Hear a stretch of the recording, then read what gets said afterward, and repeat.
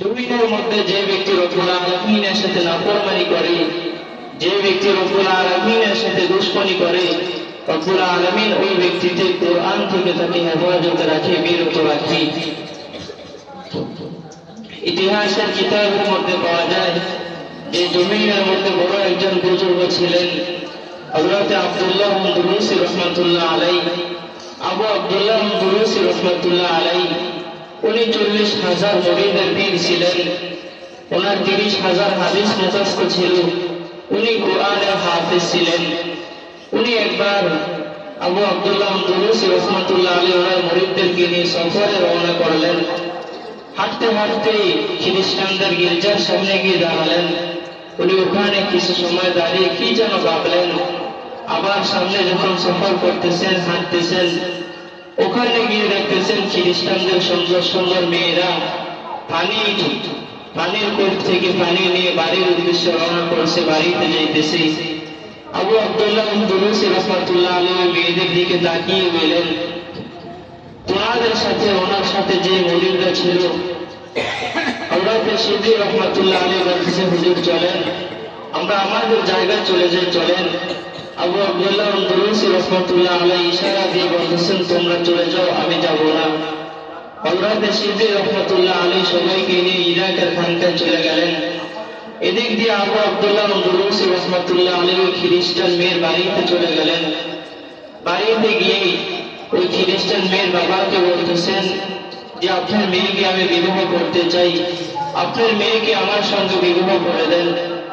ওই খ্রিস্টান মেয়ের বাবা বলতেছে, তুমি যদি আমার মেয়েকে বিবাহ করতে চাও তাহলে দুইটা শর্ত আছে।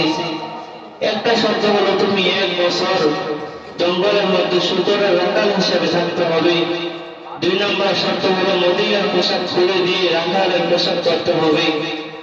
আবু আব্দুল্লাহ দুরুসি রাহমাতুল্লাহ আলাইহি যখন এই কথাগুলো শুনলেন, উনি বলতেছে, আমি তোমার শর্তে রাজি আছি, তারপর আমি তোমার মেয়েকে বিবাহ করতে চাই। অথচ উনি কত বড় আলেম, ওনার 40,000 মুরিদ ছিল, ওনার 30,000 হাদিসের হাফেজ ছিলেন, উনি কোরআনের হাফেজ ছিলেন। এরকম একটা লোক গোমরা হয়ে গেছে। তো উনি যখন সফর চড়াইতেছেন জঙ্গলের মধ্যেই, হযরত শিবলী রাহমাতুল্লাহ আলাইহি বলেন, অনেকদিন হবার পর আমরা যখন আমাদের পীরের কাছে আবু আব্দুল্লাহ দুরুসি রাহমাতুল্লাহ আলাইহির কাছে গেলাম, গিয়ে দেখতেছি উনি জঙ্গলের মধ্যে শুকর চড়াইতেছে। তো আমরা ওনাকে বলতেছিলাম, হুজুর আমাদের সঙ্গে চলেন, আমাদের সঙ্গে আপনি চলেন, আপনার খানকা ইরাকের মধ্যে আপনি চলেন। আমরা হুজুরকে কথা বলি আর কাঁদি, আমাদের দাদা দেখি শুকর কাঁদে, কিন্তু আমাদের হুজুরের চোখে কোনো পানি আসে না। আমরা হুজুরের জন্য দোয়া করতেছিলাম, অনেক দোয়া করতেছিলাম, হেদায়েতের দোয়া করতেছিলাম। আমরা যখন দেখি হুজুর আমাদের কোনো কথাই শুনে না, তখন আমরা সবাই আবার যখন ইরাকের দিকে রওনা করলাম, তখন পিছন দিক থেকে হুজুর আমাকে ডাক দিলেন আর বলতেছে, একটু দাঁড়াও। তো হযরত শিবলী রাহমাতুল্লাহ আলাইহি বলতেছে, আমরা দেখি হুজুর একটা কূপের মধ্যে নেমে সুন্দরভাবে গোসল করলেন। গোসল করে কূপ থেকে কালিমাতুশ শাহাদা পড়ে পড়ে উঠতেছি। আমরা হুজুরকে নিয়ে ইরাকের জমিনে চলে গেলাম, ইরাকের খানকায় চলে গেলাম। ওখানে হুজুর অনেকদিন অসুস্থ ছিল। সুস্থ হওয়ার পর আমরা ওনাকে বলতেছি, হুজুর কিসের থেকে কি হয়ে গেল? আপনি তো আমাদের সঙ্গে সফর সঙ্গী ছিলেন, আপনি হঠাৎ করে গির্জার সামনে এসে দাঁড়াইলেন এবং তারপরে আপনি পরিবর্তন হয়ে গেলেন, কিভাবে কি হলো একটু বলেন। তো আবু আব্দুল্লাহ দুরুসি রাহমাতুল্লাহ আলাইহি বলতেছে, শোনো, আমি যখন খ্রিস্টানদের গির্জার সামনে এসে দাঁড়ালাম, তখন ওদের গির্জার সামনে আমি একটু বললাম যে এরা সব জাহান্নামী, আমি হলো জান্নাতি। এই কথাটা বলার পর আমি দেখতেছি আমার চেহারা থেকে, আমার কপাল থেকে একটা নূর বাইর হয়ে চলে গেছে। তারপরে কি হয়েছে আমি আর কিছুই বলতে পারবো না। আবু আব্দুল্লাহ দুরুসি রাহমাতুল্লাহ আলাইহি বলেন যে তারপর থেকে ইরাকের খানকায় আমি থাকতেছি, ইবাদত বন্দেগী করতেছি আর রব্বুল আলামিনকে ডাকতেছি। হযরত শিবলী রাহমাতুল্লাহ আলাইহি বলেন, ওদিক দিয়া ওই খ্রিস্টান মেয়েটা অনেকবার ইমাম শিবলী, অনেকবার আবু আব্দুল্লাহ দুরুসি রাহমাতুল্লাহ আলাইহিকে স্বপ্নে দেখছে।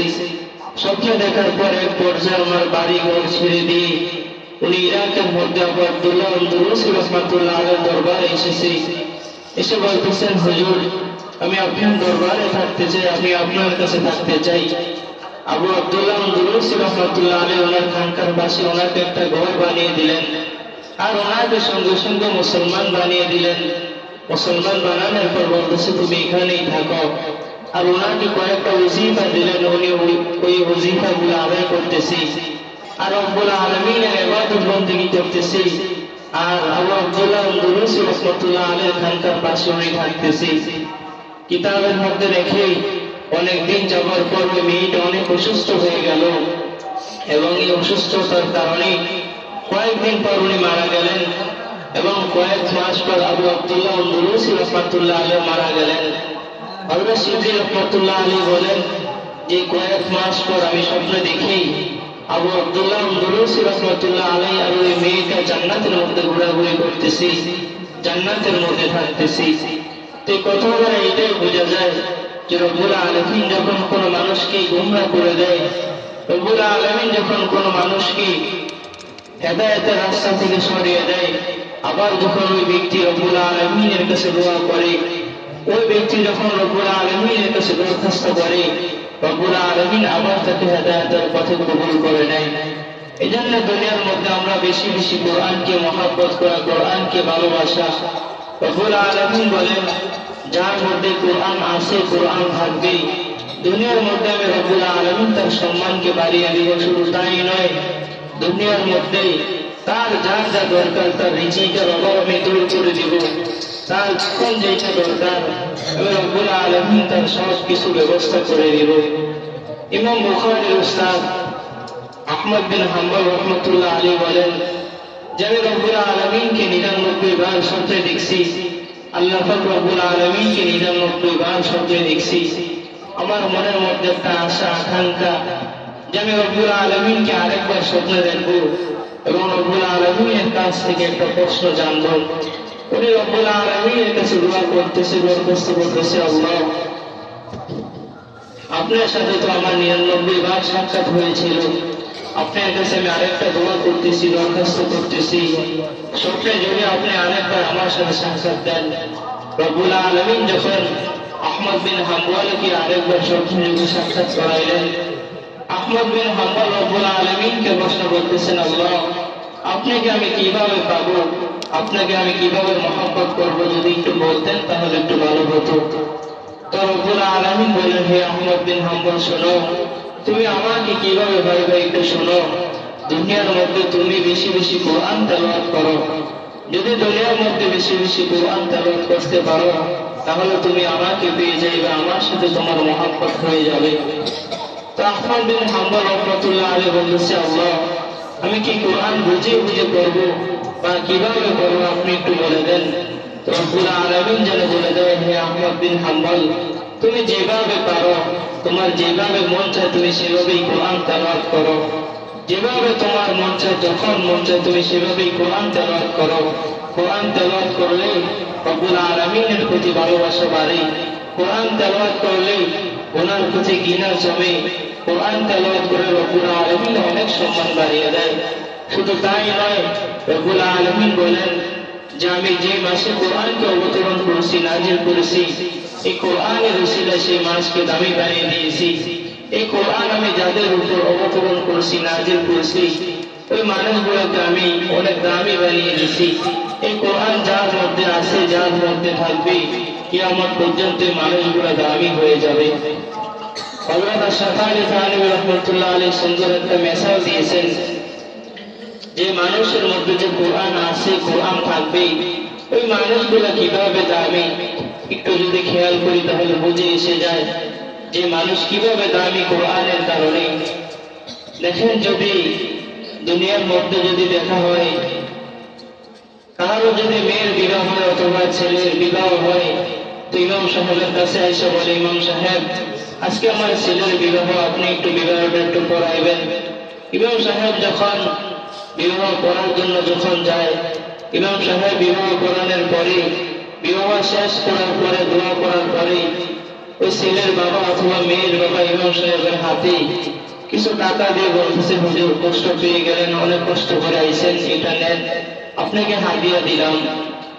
এর বিপরীত আবার কোন মানুষ যখন বিবাহের দাওয়াত পায়, উনি যখন বিবাহের দাওয়াত যখন গ্রহণ করে, যখন খানা খাইবার জন্য ওনাদের বাড়িতে যায়, কিছু টাকা দিয়ে তারপরে খানা খাওয়া লাগে।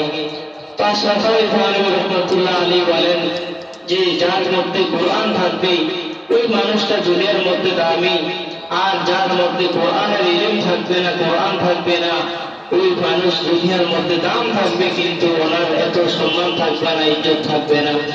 এই জন্য আমাদের মধ্যে রব্বুল আলামিন কোরআনে কারিমের যতটুকু ইলম দিয়েছে এর সম্মান করা, কদর করা।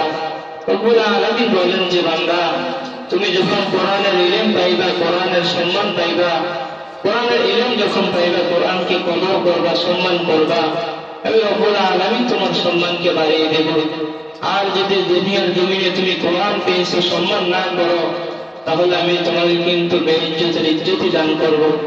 এই জন্য মেরে ভাইও, আমরা দুনিয়ার মধ্যে এসেছি, রব্বুল আলামিন আমাদের নবীর উপর কোরআনকে অবতরণ করেছে।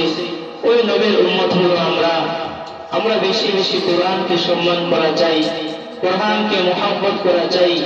আমি আপনি যখন কোরআনকে মহব্বত করব, কোরআনকে সম্মান করব, রব্বুল আলামিন আমার আপনার সম্মানকে কিন্তু বাড়িয়ে দেবে।